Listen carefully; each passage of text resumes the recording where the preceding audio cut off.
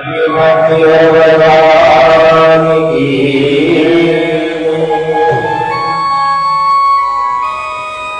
हुई सभी दिव्य शक्तियों,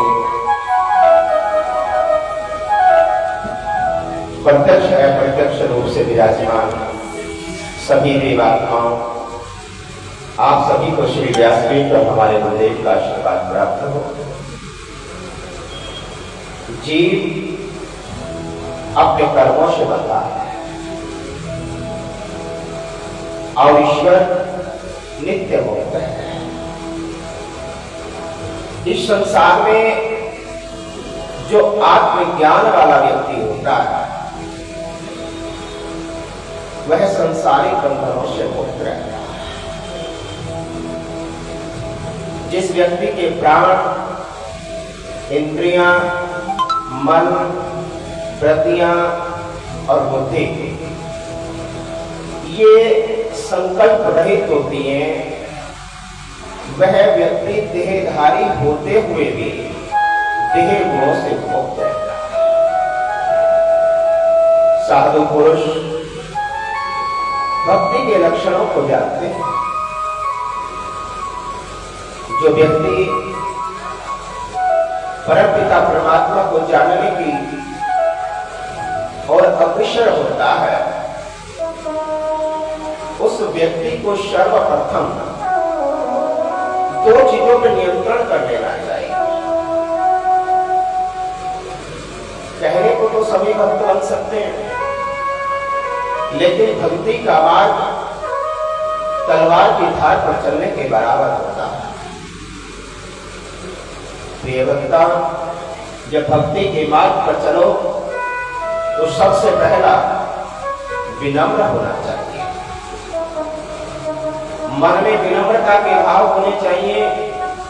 चेहरे पर आपके क्रोध दिखाई नहीं देना चाहिए। और जिस व्यक्ति की बात बात में क्रोध नजर आता हो, जिसके चेहरे पर हर समय क्रोध छलकता हो, ऐसा व्यक्ति कभी परमात्मा को पा नहीं सकता। वह केवल एक संसार को आडंबर दिखा रहा है, उसके अलावा उसको छोड़ नहीं सकता। प्रिय भक्ता, वृत्रासुर, प्रहलाद, महाराज बलि, विभीषण, सुग्रीव, हनुमान, गोपियां, इन सभी ने कोई विशेष तप नहीं किए।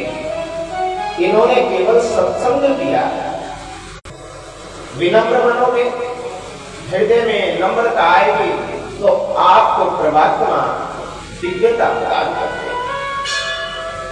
इसलिए विनम्रता आंखों की होनी चाहिए, विनम्रता वाणी की होनी चाहिए, विनम्रता शरीर की होनी चाहिए, विनम्रता आपकी श्रवण शक्ति की होनी चाहिए।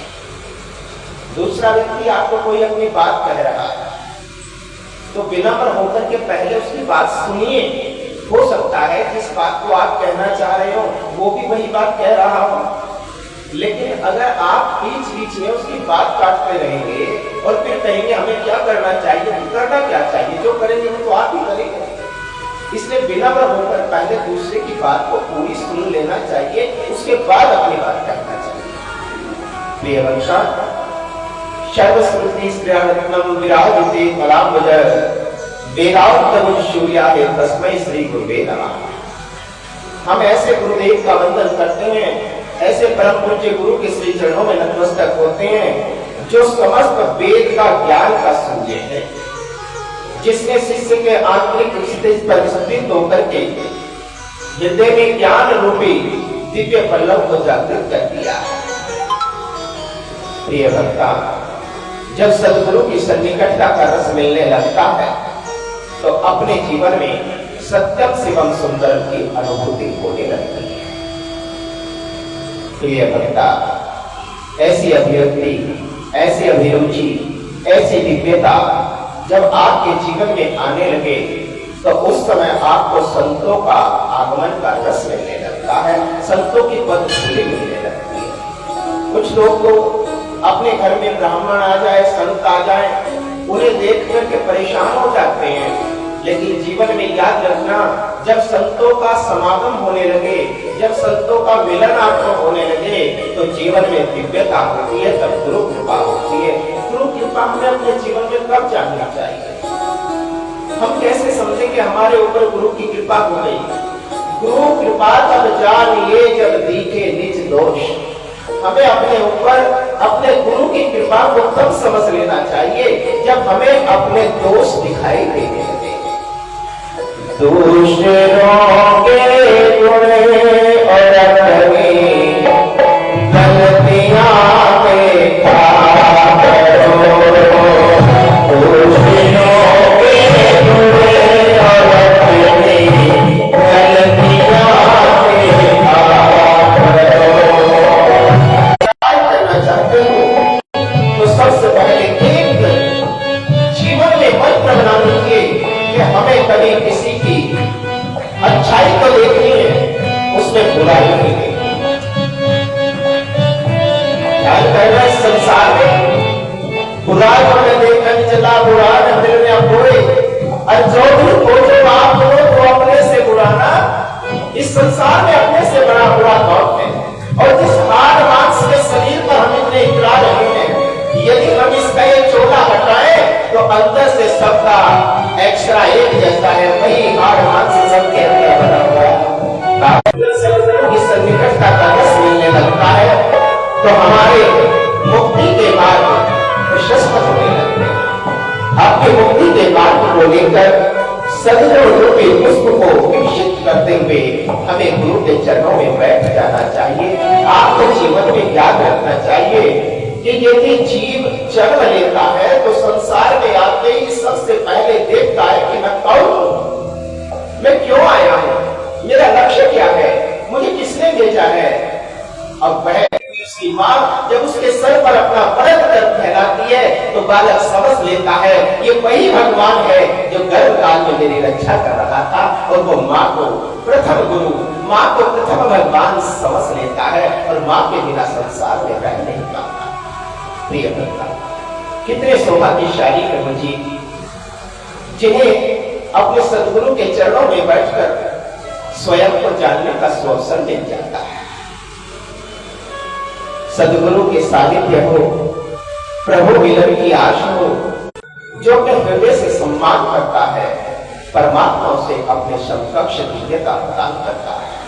और जो विप्र, साधु, संत और व्यास का अपमान कर देता है, वह जीवन में कितने भी लाभ करे, कितने भी पूजन यज्ञ तप करे, योग दान तप तीरथ ध्याना, गुरु सेवा बिन निष्फल जाना, ऐसा व्यक्ति कभी भी अपने जीवन में सफलता को प्राप्त नहीं कर सकता।